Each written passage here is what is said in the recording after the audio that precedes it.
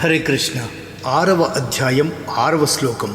బంధురాత్మాత్మనస్తస్య ఏనాత్మైవాత్మనా జితః అనాత్మనస్తు శత్రుత్వే వర్తేతాత్మైవ శత్రువత్. పదవిచ్ఛేదనం చూద్దామా.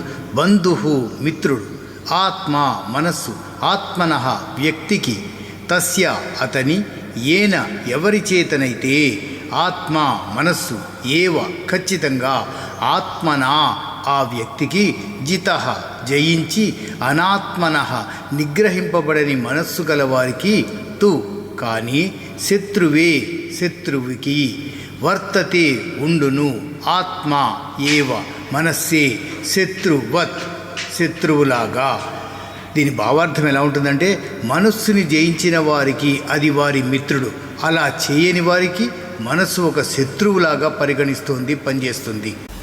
మనకి శత్రువులాగా అనిపించి మనకు హాని చేయగలరేమో అన్న వారిని ఎదుర్కోవడానికి మన ఆలోచనా శక్తిలో చాలా భాగాన్ని వెచ్చిస్తాం. వైదిక శాస్త్రాలు అతిపెద్ద శత్రువులైన కామము, క్రోధము, లోభము, ఈర్ష్య, భ్రాంతి, ఇంకా ఇతర నరకాత్మక భావోద్వేగాలు మనలోనే ఉన్నాయండి. ఈ అంతర్గత శత్రువులు బాహ్యమైన వాటికన్నా ఎంతో హానికరమైనవి. బయటి రాక్షసులు మనల్ని కొంత సమయం వరకు బాధించవచ్చు, కానీ మన మనసులోనే ఉన్న రాక్షసులు మనం నిరంతరం దౌర్భాగ్య స్థితిలోనే ఉండేటట్టు చేయగలవు.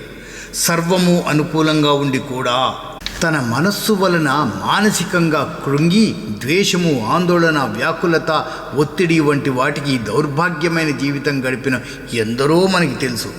వైదిక తత్వశాస్త్రం అంటే మన తలంపులు, వాటి యొక్క పరిమాణాల మీద చాలా ప్రాధాన్యం ఇచ్చిందండి. వ్యాధులు అనేవి వైరస్, బ్యాక్టీరియా వల్ల మాత్రమే రావు, మన మనస్సులో ఉన్న చెడు ఆలోచనలు కూడా వస్తాయి. కాబట్టి మన మనస్సుని నియంత్రించగలిగామా, అది మిత్రుడిలా సహాయం చేస్తుంది.